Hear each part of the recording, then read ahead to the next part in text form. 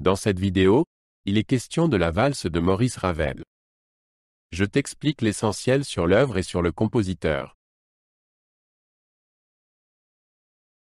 Maurice Ravel est né en France en 1875 et fut un compositeur important du début du XXe siècle.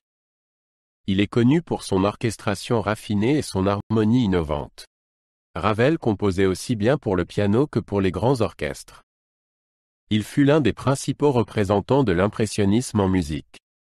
Ravel est mort en 1937, mais a laissé derrière lui une œuvre vaste et influente. La valse a été composée par Ravel entre 1919 et 1920.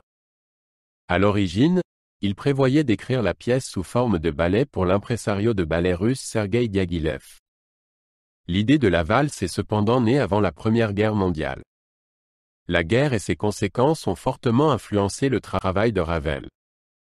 La valse est un hommage à la valse viennoise, mais contient également des éléments sombres et menaçants. La première de la valse a eu lieu le 12 décembre 1920 à Paris. L'œuvre a été jouée par l'orchestre L'Amoureux sous la direction de Camille Chevillard. La représentation fut un succès et fut bien accueillie par le public et les critiques.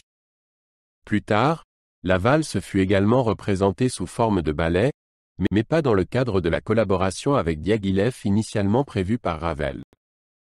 L'œuvre a rapidement trouvé sa place dans le répertoire de concert. La valse est composée comme un poème symphonique et dure environ 12 minutes. L'œuvre commence par une introduction silencieuse et mystérieuse. Peu à peu, des thèmes de valse se développent et gagnent en élan et en intensité. La musique atteint un point culminant à la fois somptueux et chaotique. Enfin, la pièce s'achève dans un final furieux et presque catastrophique. Cette structure reflète le mélange de Ravel entre hommage et déconstruction de la valse. L'orchestration de Ravel dans la valse est magistrale et montre sa capacité à créer différents timbres. Il utilise un grand orchestre, y compris une percussion élargie. La musique est riche en contrastes dynamiques et en changements d'harmonie surprenants. Ravel utilise des techniques innovantes pour créer une atmosphère dense et parfois menaçante. L'orchestration contribue largement à l'effet dramatique de l'œuvre.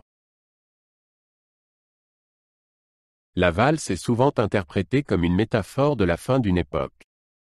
La valse, qui était synonyme de splendeur et d'élégance au XIXe siècle, est déconstruite dans l'œuvre de Ravel. Certains y voient une représentation de l'effondrement de la société européenne après la Première Guerre mondiale. Ravel lui-même a décrit la valse comme une « folie dansante ». L'œuvre reflète les tensions et les incertitudes de son époque. La valse a été majoritairement bien accueillie par la critique. L'orchestration innovante et la profondeur émotionnelle de l'œuvre ont été particulièrement saluées. Certains critiques ont vu dans la valse une vision pessimiste du monde moderne. D'autres ont souligné son brio technique et son originalité musicale. Depuis sa création, l'œuvre occupe une place de choix dans le répertoire de la musique classique. La valse est régulièrement interprétée par des orchestres du monde entier. Il existe de nombreux enregistrements de l'œuvre, dont beaucoup sont dirigés par des chefs d'orchestre célèbres. La valse continue également à être mise en scène sous forme de ballet. La diversité des interprétations montre la pertinence intemporelle et la complexité de l'œuvre. La valse reste un exemple exceptionnel du talent de compositeur de Ravel. Aujourd'hui, la valse est considérée comme l'une des œuvres les plus importantes de Maurice Ravel. Elle est jouée dans les salles de concert et les théâtres du monde entier. La pièce est souvent étudiée dans les écoles de musique et les conservatoires.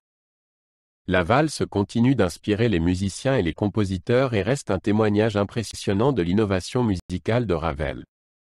La valse de Maurice Ravel est un chef-d'œuvre intemporel qui illustre avec force la puissance et la fragilité de la musique.